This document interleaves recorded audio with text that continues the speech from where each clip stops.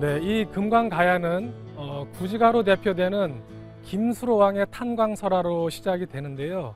바로 이 김수로왕의 탄광설화가 구현되는 장소가 바로 이 뒤쪽에 있는 구지봉입니다. 그리고 이 대성동곱은 바로 앞쪽에 김수로왕이 왕이 되어서 궁중 생활을 했다고 하는 궁중유적, 봉황유적이 바로 이 앞에 있습니다. 이 주변은 그 고대 당시에는 바다가 이곳까지 와서 이 바다를 통해서 주변 여러 나라와 해상 교역을 했다고 하는 바로 그 금관가야의 중심지가 바로 이곳입니다. 이 대성동 고분을 보시면 길이가 한 200m쯤 되고 높이가 한 30m쯤 되는 야트막한 구릉으로 되어 있습니다. 여기에 약 300개 정도의 그 무덤이 있는 것으로 알려져 있는데, 이 중에 왕족들 또는 왕으로 알려져 있는 그 높은 사람들의 무덤은 주로 이 상쪽 꼭대기에 조성이 되어 있고, 일반 백성들이나 또는 하층 사람들의 무덤은 아래쪽에 조성된 것으로 알려져 있습니다.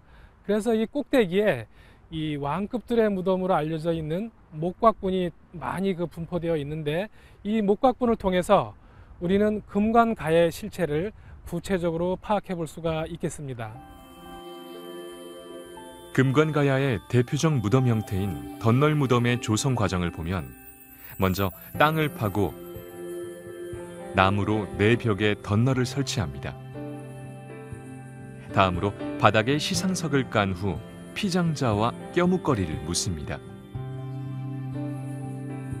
마지막으로 나무 뚜껑을 덮고 그 위에 흙을 쌓아줍니다. 그런데 대형 무덤은 5세기 전기까지만 조성되고 그 이후로는 더 이상 축조되지 않는데, 이를 통해 이 집단의 세력 변화를 가늠해 볼 수 있습니다. 이처럼 대성동 고분군은 가야의 성립과 전개, 성격, 정치, 사회 구조 등을 해명하는 데 절대적인 가치를 지고 있는 유적입니다. 네, 우리는 한국의 고대 사회를 고구려, 백제, 신라, 삼국은 고대 국가로 발전한 선진국이라고 알려진 반면, 가야는 고대 국가로 성장하지 못하고 연맹체 단계에서 신라에게 멸망을 당한 후진 국가로 알고 있습니다.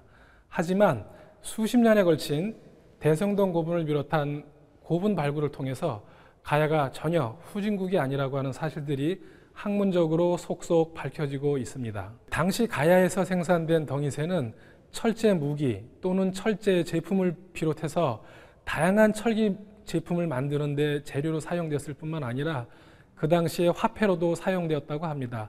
따라서 그 당시 가야에서 생산된 이 덩이쇠가 이 동북아 지역의 철기 제품들, 나아가서 철기 제품을 그 교역을 확산시키는 데 중요한 매개체 역할을 했다고 하겠습니다. 청동그릇, 사슴뿔 머리 장식, 목걸이 등의 북방계나 중원계의 유물들을 통해 당시 대외무역이 매우 활발했음을 알 수 있습니다. 특히 바람개비 모양의 파형동기는 가야와 외의 교류 관계를 입증하는 중요한 유물로 평가됩니다. 파형동기는 외계 위세품으로 일본에서도 일부 지배층의 묘에서만 출토되는 것입니다. 우리나라에는 대성동 고분군에만 출토되었습니다.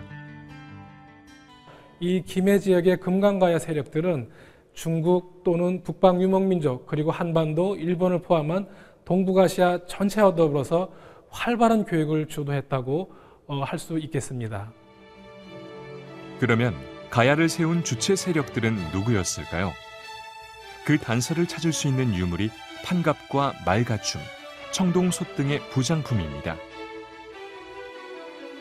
판갑은 긴 철판을 연결한 갑옷으로 인체에 맞게 디자인된 판갑은 가야 특유의 갑옷이라 할 수 있습니다.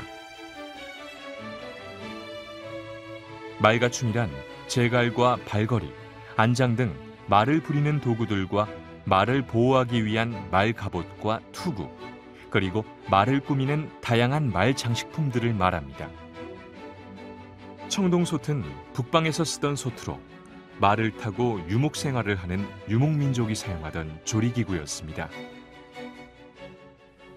네, 고분에서 발견되는 다양한 마구류 또는 갑옷, 나아가서 청동솥 이런 그 유물들은 대부분이 북방 유목계통에서 발견되는 유물들입니다. 이런 유물들을 통해서 우리는 이 금관가야를 세운 주체 세력이 북방에서 내려온 이주민이 아닐까 이렇게 추정할 수 있습니다. 마지막으로 금관가야를 특징 짓는 것으로 순장을 들 수 있습니다. 순장은 주인공을 모시던 시종이나 신하를 죽여 함께 묻는 장례 방식입니다. 죽음 이후에도 현세의 권력이 계속되기를 원했던 사람들은 자신을 봉양할 시종들이 계속 필요하다고 생각했습니다. 대성동에서 발굴된 왕급의 대형 무덤에서는 대부분 순장자가 확인이 됩니다.